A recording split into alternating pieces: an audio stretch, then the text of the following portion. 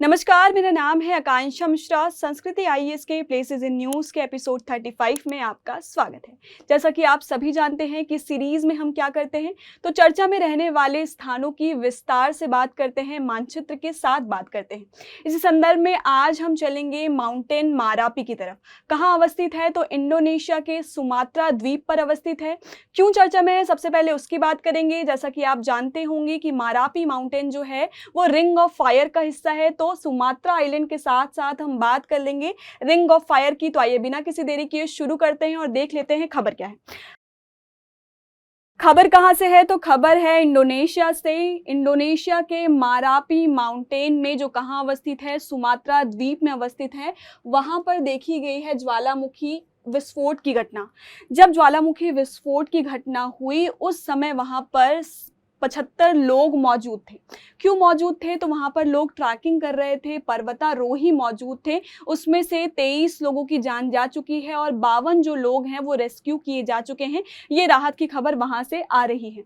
बहुत ज़्यादा नुकसान होता है, ये आपने सुना है ज्वालामुखी के कारण, लेकिन ज्वालामुखी जो होता है उससे नुकसान के साथ साथ निर्माणकारी तथ्य भी सामने आते हैं। जैसे आपको याद होगा कि मंथली कंपाइलेशन में हमने बात की है, ओगासा वारा द्वीप समूह में एक नया आइलैंड दिखना है। वो भी क्या किससे निकला है, तो ज्वालामुखी विस्फोट के कारण क्या हुआ है, तो ऊपर एक नया आइलैंड निकल कर आया। किसकी बात की गई है, जापान के ओगासा वारा द्वीप की बात कर रही हूँ। वहीं एक और न्यूज़ है, रिसेंट की ही न्यूज़ है। क्या न्यूज़ है, तो माउंट जो मैरापी है वहां पर क्या देखी गई है, तो ज्वालामुखी विस्फोट के कारण 23 लोगों की जान जा चुकी है। नाम देखिए, ध्यान से देखिए, मारापी है, यहाँ पे ए है। एक मेरापी नाम का भी आपको माउंटेन देखने को मिलेगा। दोनों इंडोनेशिया में है और दोनों सक्रिय ज्वालामुखी है। अगर बात करें माउंट मेरापी की, तो आपको कहाँ देखने को मिलेगा, देखिए यहाँ पे आपको देखने को मिलेगा माउंट मारापी। अगर हम माउंट मारापी की बात करें तो ये कहाँ अवस्थित है, तो ये आपको सुमात्रा के पश्चिमी प्रांत में देखने को मिलेगा। किसकी बात की जा रही है, यहाँ पर ए है। वहीं माउंट मेरापी की बात करें तो माउंट मेरापी आपको देखने को मिलेगा किसमें, तो जावा आइलैंड में देखने को मिलेगा। दोनों में कंफ्यूज नहीं होना है। ये जो वोल्केनो इरप्शन हुआ है वो कहाँ पे हुआ है, वोल्केनिक इरप्शन, तो आपको सुमात्रा आइलैंड में देखने को मिलेगा। वहीं मेरापी आइलैंड कहाँ अवस्थित है, आप याद रखिएगा, मेरापी ये रहा। ये कहाँ अवस्थित है, तो जावा आइलैंड का हिस्सा है। दोनों जो है सक्रिय ज्वालामुखी है, दोनों ही इंडोनेशिया में अवस्थित है, लेकिन दोनों जो माउंटेन है वो क्या क्या है, अलग अलग है। ये आप ध्यान रखिएगा, क्योंकि कई वेबसाइट, कई न्यूज चैनल में मारापी की जगह मेरापी जो है न्यूज में चर्चा में रहा है। तो याद रखिएगा, ये जो बात की जा रही है वो कहाँ पर है, सुमात्रा में है। ए और ई में कंफ्यूज बिल्कुल नहीं होना है। ए वाला जो है मारापी जो है वो सुमात्रा आइलैंड में है, वहीं मेरापी जो है वो कहाँ पे अवस्थित है, तो जावा आइलैंड में है। ये बात आपको ध्यान रखनी है। अगर अच्छे से लोकेशन देख लेते हैं तो ये है किसका, इंडोनेशिया का द्वीप है। उसके कहाँ पे आपको देखने को मिलेगा, तो आपको यहाँ पर पश्चिमी प्रांत में आपको क्या देखने को मिलेगा, तो माउंट मारापी का लोकेशन आपको यहाँ पर देखने को मिलता है। देखिए, जब ज्वालामुखी हुआ तो लगभग 3 किलोमीटर का आपको यहाँ पर क्या देखने को मिला, तो गाद निकले, उद्गार जो निकला वॉल्केनिक इरप्शन से, तो वो 3 किलोमीटर लगभग लंबा ऊंचा था, जिसमें क्या हुआ, तो 23 लोगों की जान चली गई। इतनी बात करते हैं और आगे चलते हैं और बात कर लेते हैं किसकी, तो सुमात्रा आइलैंड की सबसे पहले बात कर लेते हैं। देखिए, सुमात्रा आइलैंड जो है, अगर हम इसकी बात करें तो ये किसका द्वीप है, बड़े द्वीपों में से एक है। किसके, इंडोनेशिया के बड़े द्वीपों में से एक है। और कौन कौन से द्वीप शामिल है, तो यहाँ पे आपको मिल जाएगा दूसरे नंबर पर जावा। अब आपको कमेंट बॉक्स पर ये बताना है कि इंडोनेशिया की राजधानी कौन सी है और वो किस द्वीप पर उपस्थित है। ये आपका होमवर्क है। इसका आंसर आपको कहाँ देना है, तो कमेंट बॉक्स पर देना है। हम बात कर रहे थे सुमात्रा की। अगर सुमात्रा के, अगर हम किसकी बात करें, पश्चिम की बात करें और दक्षिण की बात करें, तो आपको इंडियन ओशन का लोकेशन देखने को मिलता है। वहीं हम पूर्व की बात करें तो आपको यहाँ पे दिख जाएगा, ये जावा आइलैंड है, और ये बात करें तो सुमात्रा आइलैंड है। इन दोनों के बीच में आपको एक स्टेट देखने को मिलेगा। कौन सा स्टेट है, तो सुंडा स्टेट है। सुंडा स्टेट क्या करता है, स्टेट क्या करता है, तो 2 जल निकायों को जोड़ने का काम कर रहा है और 2 भूभागों को अलग करने का काम कर रहा है। अब सुंडा स्टेट क्या करता है, तो सुमात्रा आइलैंड को अलग करता है जावा आइलैंड के। दोनों किसके आइलैंड है, तो इंडोनेशिया के ही पार्ट है। और किसे किसे जोड़ने का काम करता है, तो यहाँ पे आपको लोकेशन दिखाई देगा जावा सी का, उसे जोड़ देता है किससे, तो इंडियन ओशन से जोड़ने का काम करता है। वहीं अगर उत्तर की बात करें तो आपको सुमात्रा के उत्तर में विश्व का चोक पॉइंट दिखाई देगा जहां से अधिकतर व्यापार होकर गुजरता है। कौन सी जल संधि है? तो यहाँ मलक्का की जल संधि आपको देखने को मिलती है। मलक्का की जल संधि क्या करती है? किन दो भूभागों को अलग करने का काम कर रही है? तो आपको यहाँ पे मलय पेनिनसुला दिखाई देगा। पेनिनसुला का मतलब क्या हुआ? प्रायद्वीप का मतलब क्या हुआ? जो तीनों ओर से किससे घिरा हो? वाटर बॉडीज से घिरा हो। इसकी बात करें तो इस तरफ आपको पूर्व में आपको क्या दिखाई देगा? तो साउथ चाइना सी दिखाई देगा। पश्चिम में अगर हम बात करें तो आपको क्या दिखाई देगा?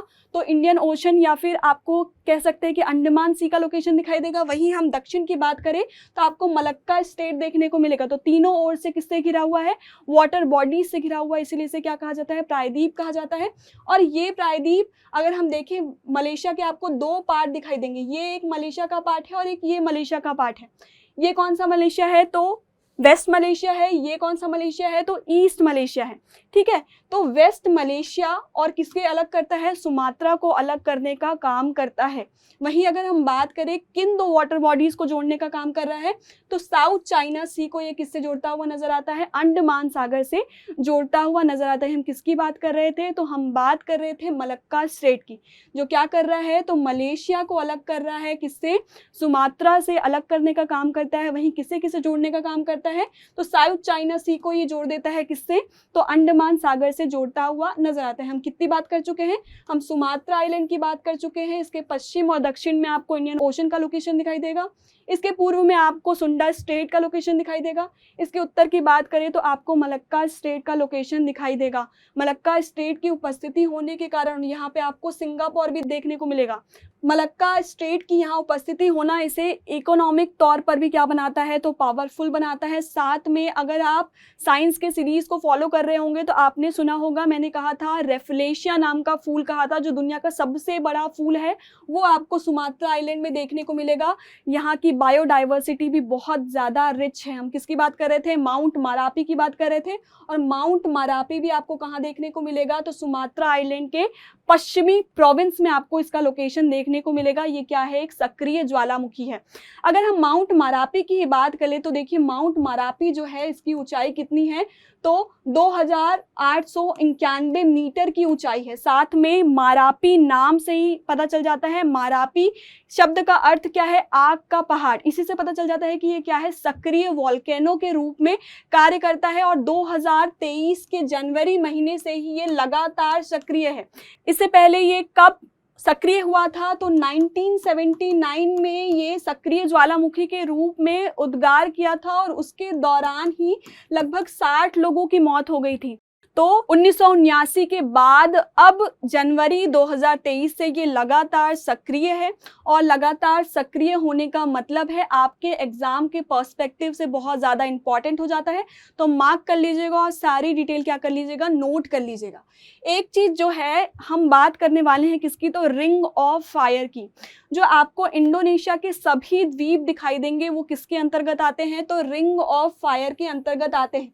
रिंग ऑफ फायर कहने का मतलब हुआ, नाम से ही पता चलना चाहिए कि आग का रिंग। आग का रिंग क्यों कहा जाता है? इसे क्यों कहा जाता है? क्योंकि यहाँ पर सबसे ज़्यादा वॉल्केनिक इरप्शन देखने को मिलते हैं। लगभग दुनिया का 75% जो वॉल्केनिक इरप्शन होता है वो इसी क्षेत्र में होता है। अगर 90% से अधिक अर्थक्वेक की बात करें तो इसी क्षेत्र में आते हैं। इसका विस्तार आपको कहाँ से कहाँ तक देखने को मिलेगा? देखिए आपको यहाँ पे ऑस्ट्रेलिया के ईस्टर्न हिस्से से ये शुरू होता है। आगे चलेंगे तो इंडोनेशिया पूरा कवर करता है, फिलीपींस पूरा कवर कर रहा है।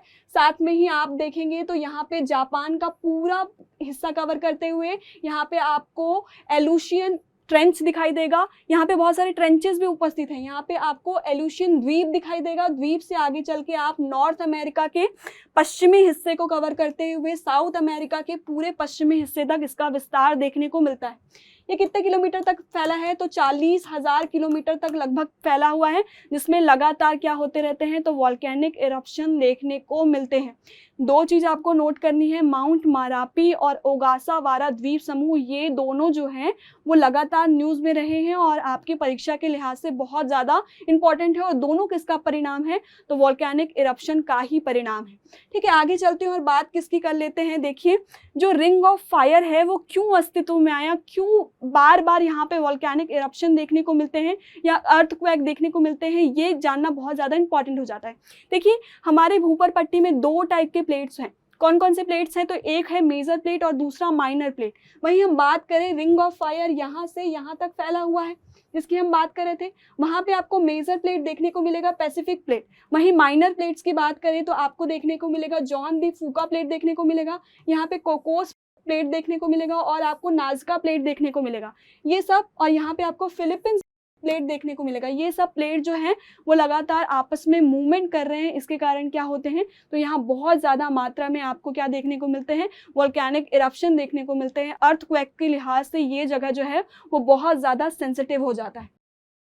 आगे चलते हैं और बात कर लेते हैं। देखिए, केवल मारापी माउंटेन ही नहीं है या मेरापी माउंटेन ही नहीं है जो सक्रिय ज्वालामुखी हो, बल्कि अगर हम बात करें रिंग ऑफ फायर की तो लगभग 130 से अधिक जो माउंटेन्स है वो क्या है, सक्रिय ज्वालामुखी के तौर पर कार्य कर रहे हैं। इसका मतलब ये होता है कि लगातार उसमें वॉल्केनिक इरप्शन की घटनाएं देखी जाती है। हमको कौन कौन सी याद रखनी है वो देख लीजिए। हम सबसे पहले देखिए माउंट जो क्राकाटोवा है वो आपको ध्यान रखना है, जो कहाँ पर अवस्थित है, जावा और सुमात्रा द्वीप के बीच अवस्थित है। देख लेते हैं इसका लोकेशन कहाँ है। तो यहाँ पे आपको क्राकाटोवा का लोकेशन देखने को मिलेगा, जो कहाँ पे आपको मिलेगा, तो यहाँ हमने बात की थी किसकी, तो सुंडा स्ट्रेट की बात की थी। सुंडा स्ट्रेट किसे अलग कर रहा था, सुमात्रा को अलग कर रहा था जावा से, और यहीं पे आपको लोकेशन किसका देखने को मिलेगा, तो क्राकाटोवा का लोकेशन देखने को मिलता है। और ये कब कब सक्रिय है तो वो देख लीजिए, वर्ष 2023 में सक्रिय है, इसलिए आपके एग्जाम के पॉइंट से क्या हो जाता है, इंपॉर्टेंट हो जाता है। वहीं आप देखेंगे 2022 में भी ये सक्रिय था, वर्ष 2020 में भी सक्रिय था, वर्ष 2018 और वर्ष 1883 में ये सक्रिय ही रहा था। तो ये आपके एग्जाम के पर्सपेक्टिव से बहुत ज़्यादा इंपॉर्टेंट हो जाता है। किसकी बात की जा रही है, तो माउंट क्राकाटोवा की बात की जा रही है।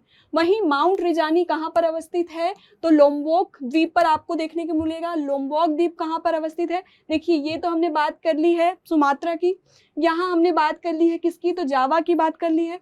यहाँ पे आपको देखने को मिलेगा बाली और यहाँ पे आपको देखने को मिलेगा लोम्बोक। लोम्बोक और बाली के बीच में आपको लोम्बोक स्ट्रेट देखने को मिलेगा, जो किसे अलग करता है, तो बाली को अलग करता है किससे, तो लोम्बोक से अलग करने का काम करता है। यहाँ पे आपको कौन सा माउंटेन देखने को मिलेगा, तो रिंजानी माउंटेन आपको यहाँ पर देखने को मिलता है। कब कब सक्रिय था वो देख लेते हैं। अगर वर्षों की बात करें तो 2009, 2010, 2015 और 2018 में ये सक्रिय रहा था। वहीं माउंट टेम्बोरा की बात करें तो ये कहाँ अवस्थित है, तो सुम्बावा द्वीप पर अवस्थित है। देख लेते हैं सुम्बावा द्वीप कहाँ पड़ता है, तो आपको देखने को मिलेगा सुम्बावा द्वीप की उपस्थिति आपको यहाँ पर देखने को मिलेगी और टोम्बोरा भी आपको यहीं पे देखने को मिलेगा। किसी किसकी बात की है, सुमात्रा की बात की है, फिर हमने जावा की बात की है, फिर हमने बाली की बात की है, फिर हमने लोम्बोक की बात की है। यदि हम किसकी डायरेक्शन देखें, पश्चिम से पूर्व की डायरेक्शन में देखें तो सबसे पहले क्या आता है, सुमात्रा आता है, फिर जावा आता है, फिर बाली आता है, फिर लोम्बोक आता है, फिर सुम्बावा आता है। सुम्बावा में हम क्या देख रहे हैं, तो टम्बोरा देख रहे हैं या टोम्बोरा देख रहे हैं, जो क्या है कब कब सक्रिय रहा था, तो आप 1967 में और 1815 वर्ष में क्या रहा था, सक्रिय रहा था। वहीं माउंट बटूर की बात करें तो ये कहाँ पे है, बाली द्वीप में है। देख लेते हैं कहाँ पर इसका लोकेशन है, तो यहाँ पर आपको दिखाई देगा कि बाली में आपको एक बटूर नाम का माउंटेन देखने को मिलेगा। ये कब कब सक्रिय था वो देख लेते हैं, तो आपको ये वर्ष 2000 में और 1804 वर्ष में आपको क्या था, तो सक्रिय देखने को मिलेगा। वहीं माउंट मेरापी की बात करें, माउंट मारापी हमने पढ़ा, माउंट मारापी का लोकेशन कहाँ है, तो सुमात्रा द्वीप में है। वहीं हम बात करें किसकी, माउंट मेरापी की बात करें तो माउंट मेरापी कहाँ उपस्थित है, तो जावा में उपस्थित है। वहीं ये कब कब सक्रिय था, तो 2010 और 2006 में सक्रिय था। मेरापी कहाँ पड़ता है, तो ये आपको लोकेशन मिलेगा मेरापी की, कहाँ पर है, जावा में है।